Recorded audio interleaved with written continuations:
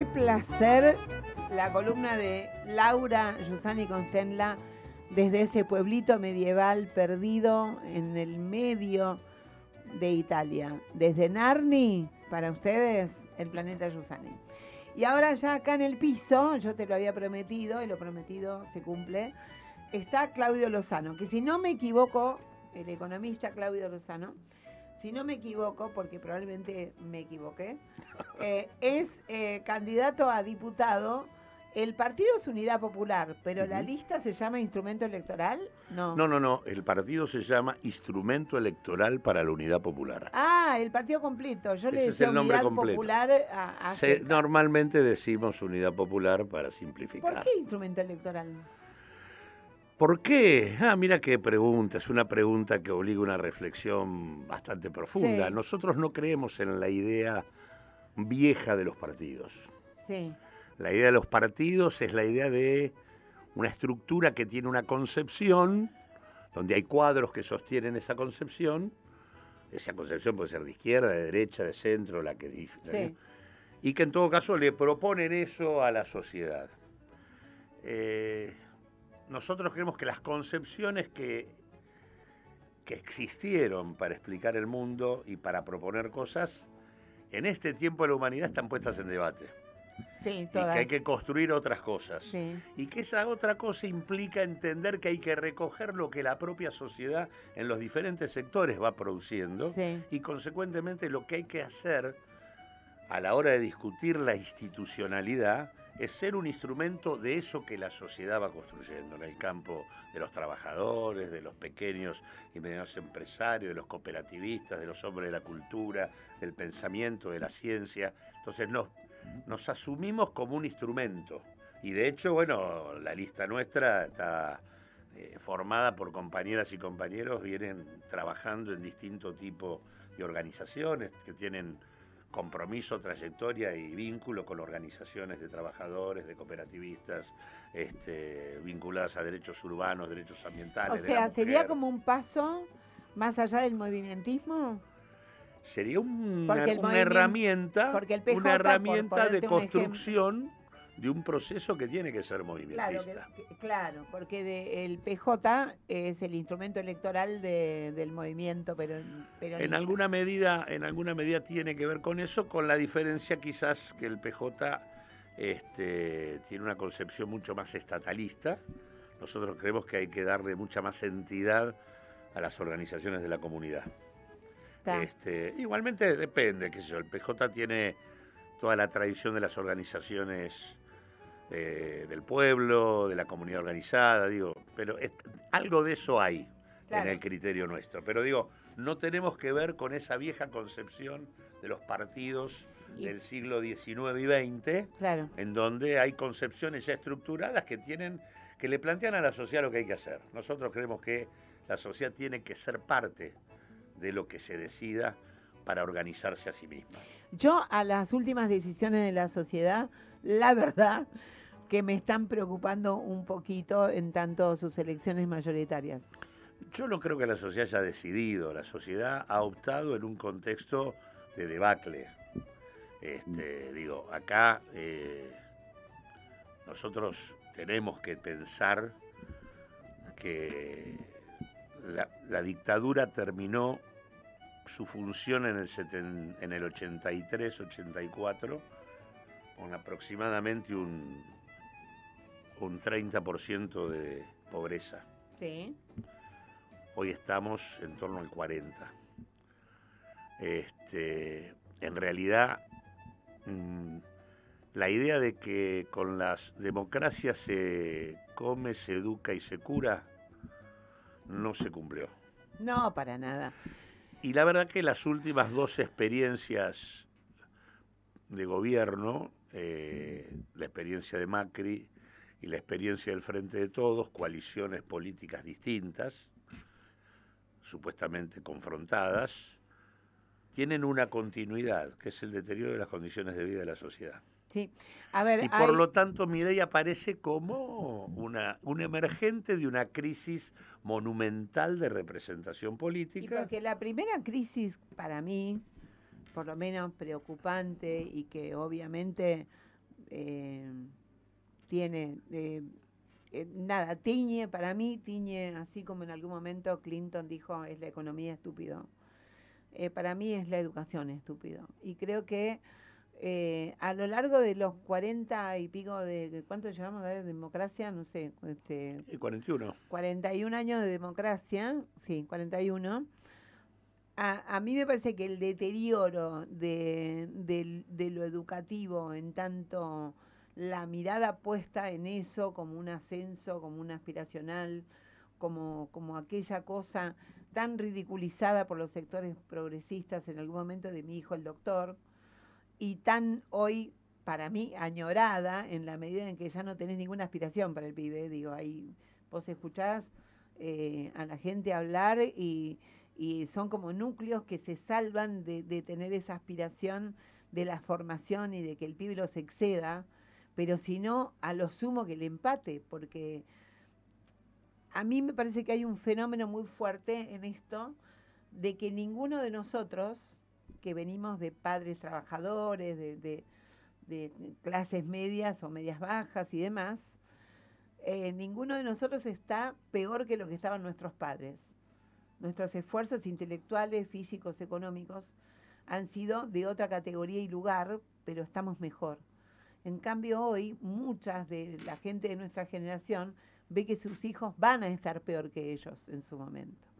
Y este techo mata cualquier otra aspiración, ni hablemos de cierto romanticismo democrático, pero te coloca en la puerta de que la salida es las criptomonedas, la salida es el telefonito, la salida es poner el culo adelante del OnlyFans. Digo, esa inmediatez tiene que ver con no tener asideros educativos, me parece a mí, con no tener esos maestros que teníamos nosotros.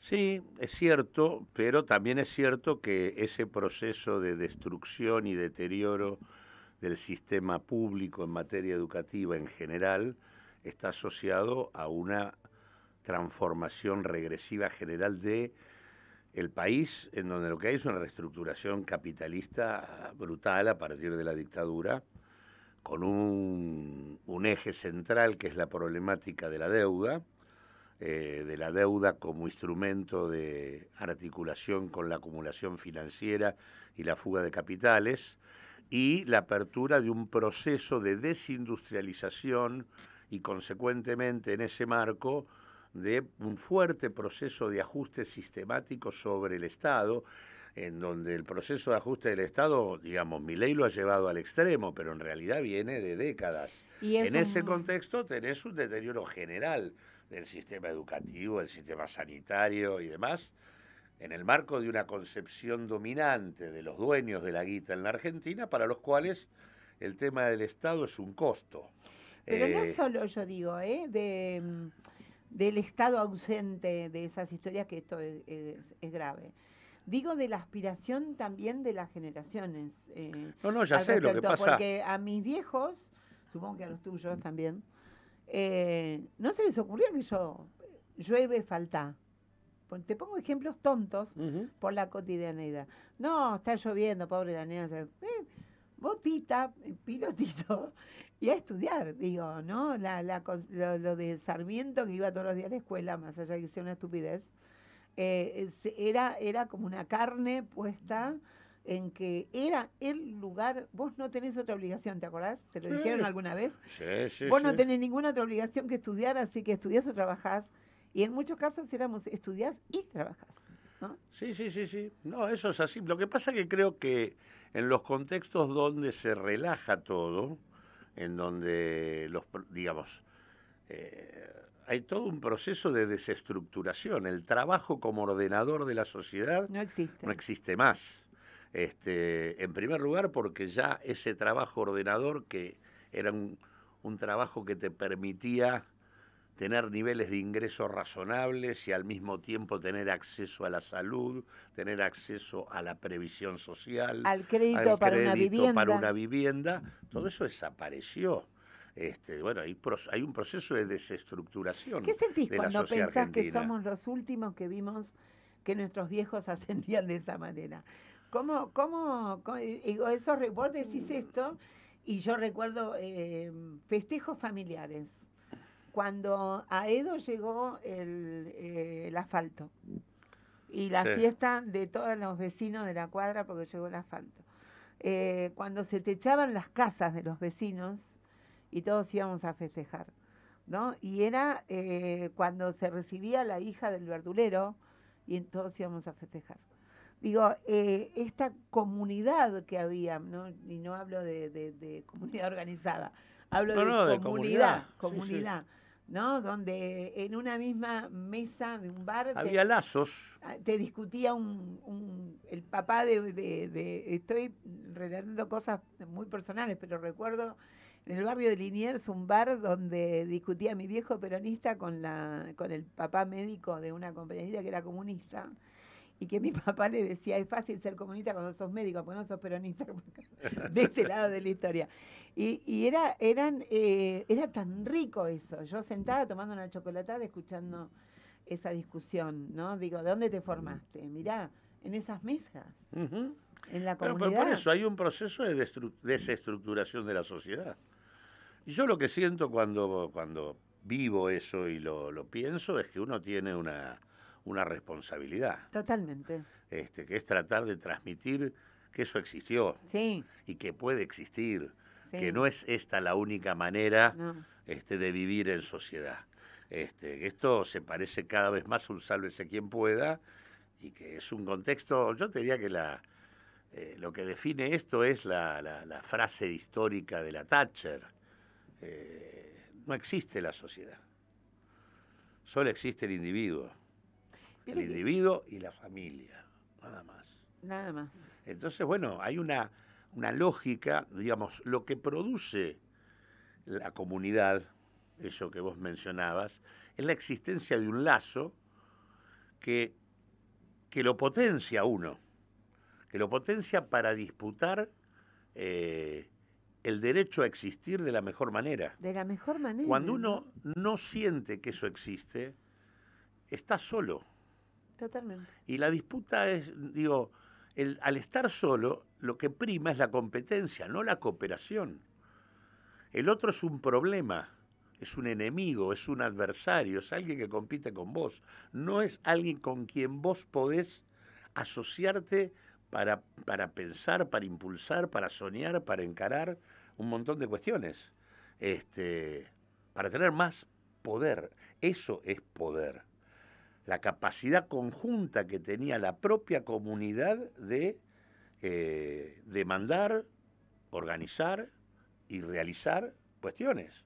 Entonces digo, ese tema, Y que arrancaba... así que responsabilidad es lo que siento cuando me acuerdo de eso. que arrancaba, y bueno, por eso sos candidato a diputado. Por eso sí, y a por eso- veces. y por eso... Por eso fui parte de la fundación de la CTA, por Exacto, eso exacto. trabajé históricamente en la recuperación de ATE, por eso estuve con Adolfo Pérez Esquivel en el Servicio Paz Claro, y Justicia durante toda la dictadura, por eso acompañé a Augusto Conte cuando fue el diputado de los Derechos Humanos en el 84, por eso hice todo lo que hago. Pero uno... A veces también ser candidato a diputado. a veces eso, pero quiero decir, en este contexto, hoy, hay una salida más fácil que la de intentar competir, como diputado me refiero. Y la salida más fácil es ser el sabio,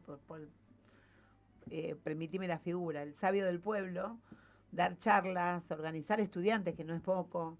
Digo, hay otras maneras, menos Sí, sí. expuestas que ir al nido que hoy se ha transformado el Congreso, ¿no? Hoy te cambian un diputado por otro como nada, te inventan el reglamento, te lo dan vuelta, después nos vamos a meter en eso. Pero básicamente digo, nada, hay una diputada, por hacer un rulo, hay una diputada en el medio, una candidata a diputada en el medio, que se llama Karen Reija, a la que nadie le está preguntando qué quiere hacer con su vida. Digo, está ahí y no sabe si depende del artículo 7 que dice que es mujer por mujer, o si se va a tener que ir a la casa y seguir con los perros. Digo, nada, en cualquier otro momento una diputada, una candidata en esas condiciones hubiera dado una pelea infernal porque es su puesto que representa a miles de mujeres. Ujú. ¿verdad? Sí, Digo, sí. me equivoco en esta historia. Es No, no, no, hoy claramente Karen no representa más que a algo que la nadie. puso ahí. Y a Y el Milei, mismo que la puso ahí decidirá si quiere que esté ella o esté Diego Santilli. claramente, ¿no? Digo, esta subvaloración de la política como un ente Claro, porque perverso. aparte todo lo otro que vos decís, el tema del sabio del pueblo, de dar charlas y demás, es algo que por lo menos forma parte de mi rutina. Yo doy charlas en Claro, todo el país para distintos tipos de organizaciones y grupos claro. de toda la archipelaje y en ese proceso vas construyendo organización. Entonces, Pero del eso mismo te da modo, placer, a eso me refiero cuando digo camino fácil, no digo que claro que eso, me da placer, ese sí. es No solo me da placer, un ida y vuelta placentero. me genera lo que dije antes. O sea, si yo no tuviera contacto con otros Claro, que en realidad pueden estar en la misma sintonía, ¿qué sentido tiene nada? claro. El sentido existe porque uno sabe que hay muchos otros en el intento, que es difícil, pero en el intento que la sociedad sea otra y que esta sociedad no hay por qué bancársela, que hay que No. discutirla y cuestionarla y cambiarla. Además esa es otra, ¿no?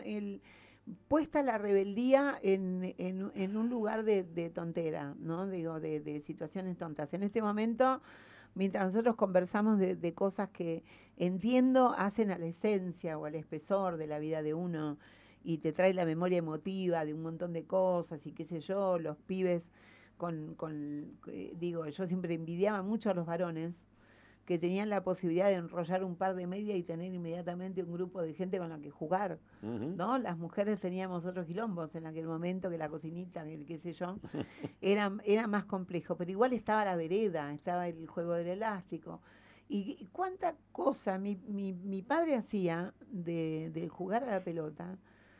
Yo soy hija única y nunca me di cuenta, porque siempre tenía alguien sentado a la mesa para tomar la leche a la tarde, que Ujú. eran los que eran los pibes del barrio, que mi papá traía a tomar la leche o que mi mamá traía del hospital las vacunas y los remedios para ellos. Y nunca me di cuenta que era hija única en el no compartir, ¿entendés? O sea, esa formación que es entrañable es la de las acciones físicas, diría. En el Ujú. teatro diríamos es el método de las acciones físicas. Eh, del saber qué lugar ocupás, de dónde venís y por qué entonces das. Ujú. Porque estás devolviendo lo que recibes, etcétera, etcétera, ese circuito. Hoy no existe. Digo, hoy el otro es un enemigo necesariamente. Incluso el adversario que yo querría discutir con él de política. No me quiero putear. Sí, te diría que incluso hay hoy, digo, porque muchas veces uno se encuentra cuando vas hacia abajo en la escala social, eh, se encuentra mucho Sí, claro que de lo sí. que vos estás diciendo, Y porque el tema de sí, tener que levantarse para ver cómo vivo este día, porque no tengo resuelto el día ni la vida de sí, este sí, día, claro que sí. lleva naturalmente a una búsqueda de relación con otros. Yo en esto Y en eso vos lo encontrás en las barriadas sí, sí, sí, populares, sin ninguna en duda. los barrios populares, eso existe. Lo que sí también es cierto es que el fenómeno que estamos viviendo, donde los procesos generales de apertura, desregulación, la destrucción del Estado, la persecución de los espacios de encuentro comunitario, de las organizaciones y demás, le ha abierto mucho la puerta al narcotráfico. Y consecuentemente también hay una penetración muy destructiva del narco Totalmente. en los barrios populares, que casualmente lo que jode es eso, porque hay una tendencia natural de las barriadas Claro. populares a un proceso de, de comunidad. Y la verdad que es una batalla enorme la que dan muchas compañeras y compañeros, Sí, también la iglesia, en sus mejores expresiones, distintas iglesias, sí. y así también organizaciones de la comunidad, algunas con vínculos políticos, otras no, y que pelean la defensa de ese tejido comunitario que es indispensable y que además creo que es un desafío tratar de frenar el proceso en el que estamos, porque es muy destructivo. Yo Y tenía la fase actual particularmente, que es una verdadera revancha, oligárquica, la que expresa Milei, Totalmente. en términos de avanzar sobre todos y cada uno de los derechos existentes, me parece que es indispensable el tema de frenar esto y hacer uso de todos los recursos de los que disponemos para eso. Y en ese sentido, más allá de que nosotros hemos crecido como partido, hoy tenemos un partido casi nacional, estamos en 16 provincias, somos una fuerza nueva, tenemos 10 años de existencia. Se presentan en todas... Ay, mira, como la columna vertebral. Mirá, Nacimos juntos. bueno, ¿Se presentan en todas las provincias? en las 16 en las que estamos con diferentes alianzas, porque la Argentina es diferente en cada distrito, Sí. obviamente siempre con una línea concreta que es, por un lado, la confrontación con el gobierno y por otro lado, tratar de crear dentro de ese marco amplio de confrontación,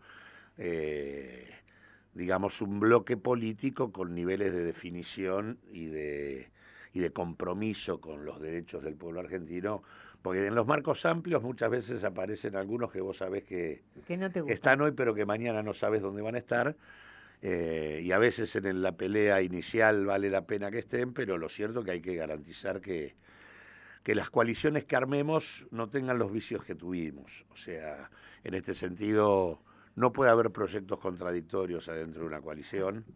Y segundo, tiene que haber marcos democráticos para decidir. Y no puede haber narcos. Por ejemplo. Por ejemplo, no puede haber narcos. Cuando vos hablabas hace un rato de cuándo había empezado esto en la década del 70, yo me acordaba que todo esto empieza en la era Nixon, ¿no? El proyecto de los 70 y las dictaduras latinoamericanas y demás. Y hay algo que le ha pasado por la nariz a la mayoría de los políticos, de la oposición me refiero, o sea, los que están del lado nuestro de la historia, y quedó como un título y pasó que Catalán es hijo de un ministro de la dictadura. Yo digo, hemos perdido hasta el ejercicio de la investigación. Catalán no es el hijo de cualquier ministro de la dictadura. Catalán es el hijo del ministro de Educación de la dictadura, de Juan José Catalán, del que aplicó unos libritos que se llaman Marxismo y Subversión, conozcamos a nuestro enemigo en el ámbito educativo, que le hacía firmar a las directoras de escuela y las directoras de escuela le hacían firmar el conforme a las maestras. Yo tengo hecho un documental con el tema, cuando quieras en alguna de las 16 provincias pasarlo, yo chocha.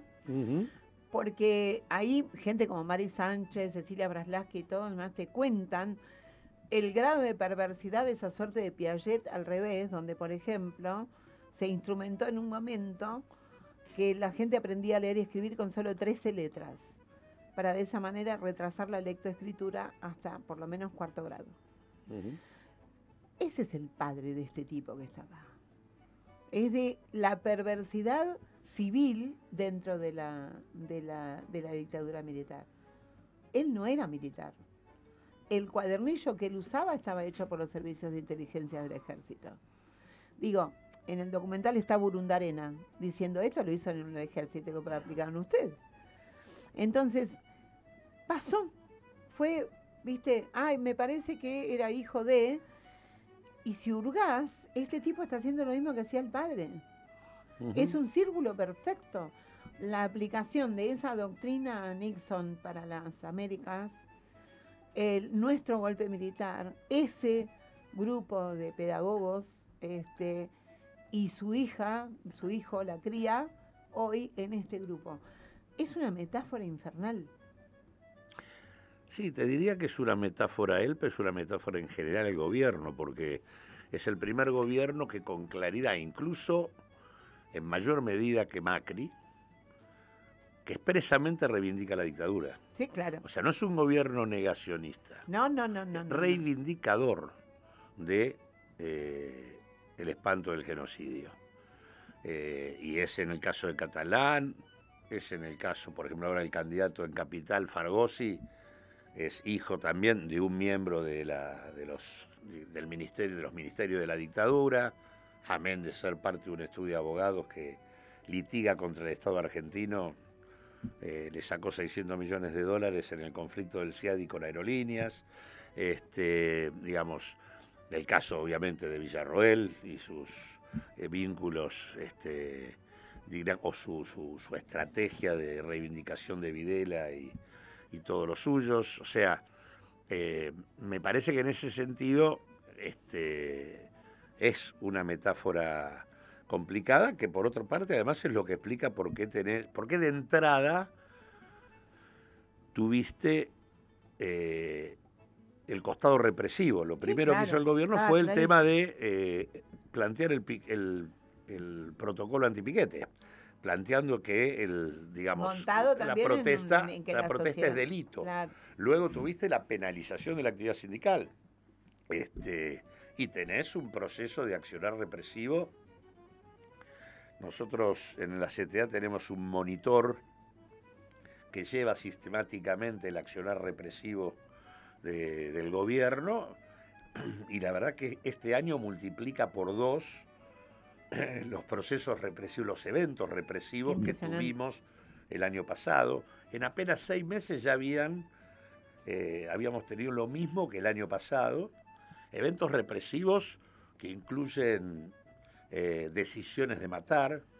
El intento de fusilamiento de Pablo Grillo es por demás elocuente.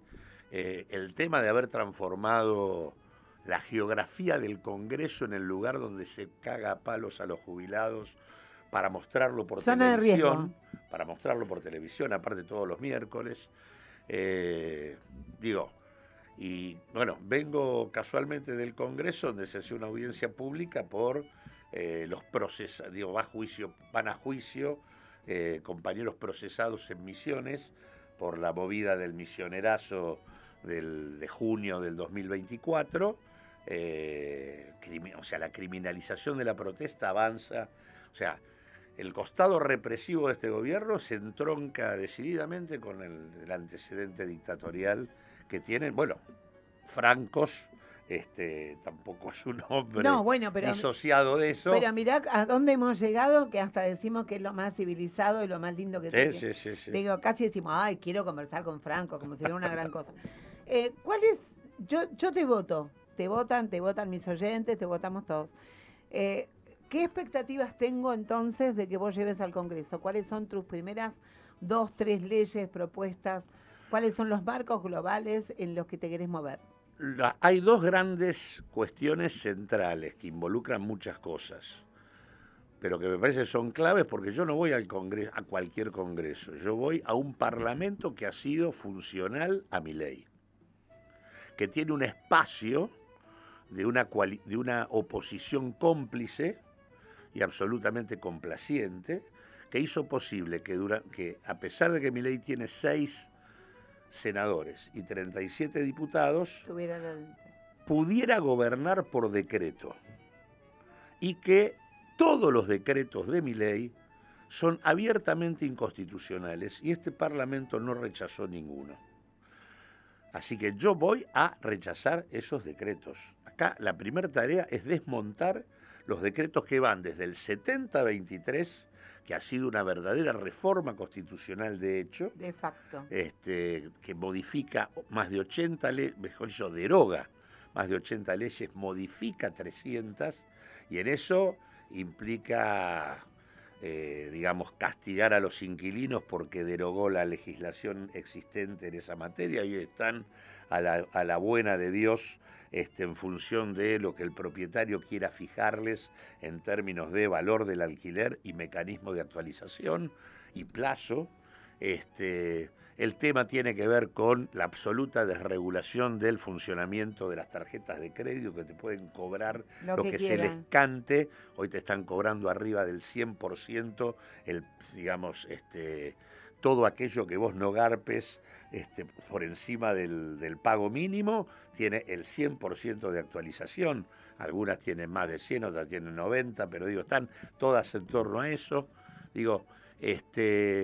Son millones. El tema de las prepagas, que también están absolutamente desreguladas y es un verdadero despropósito generalizado.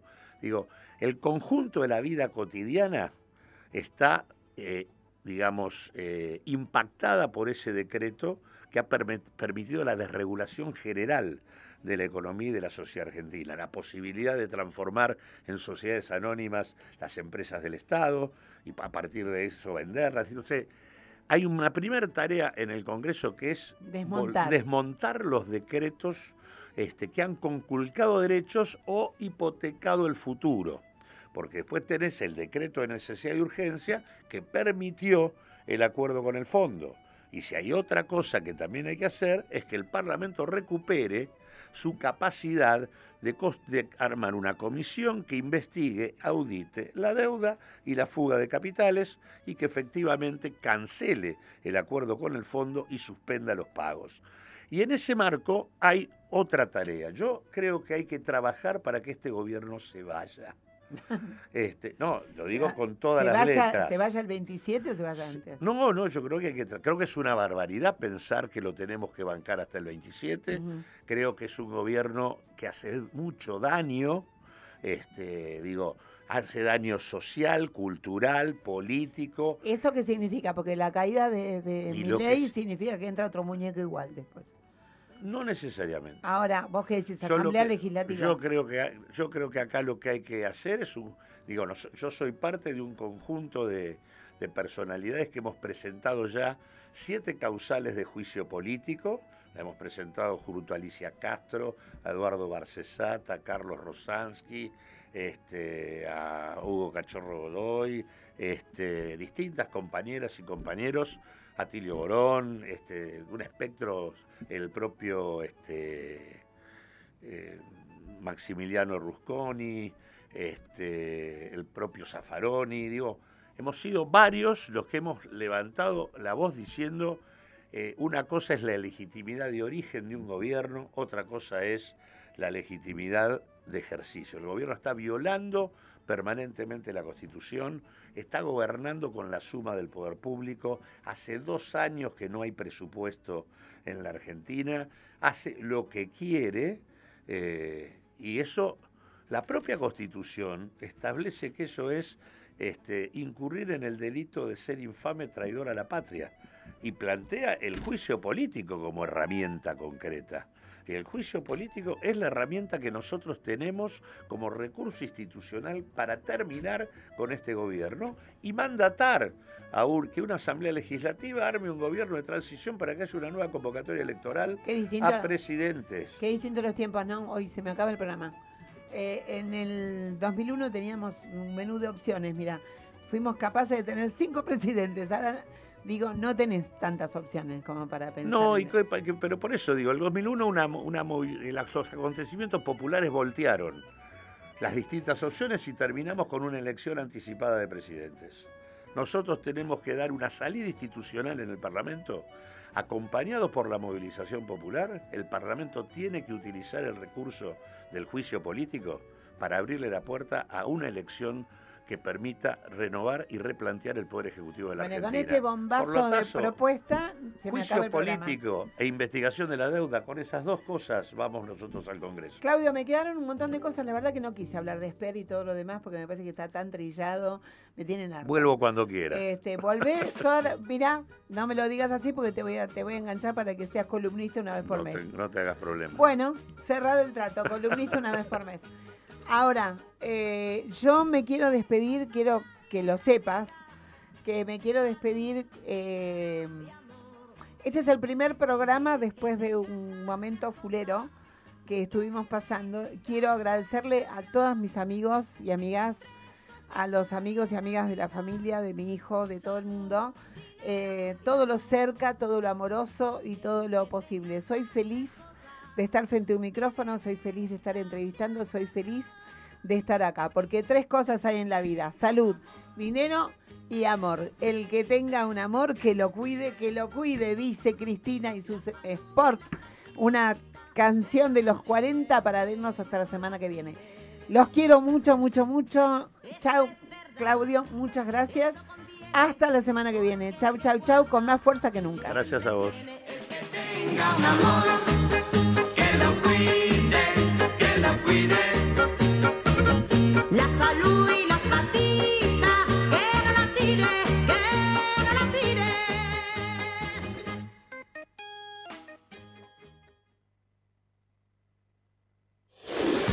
desde www.larz.com.ar, con estudios ubicados en Callao 194 de la Ciudad Autónoma de Buenos Aires. Transmite la RZ, una radio.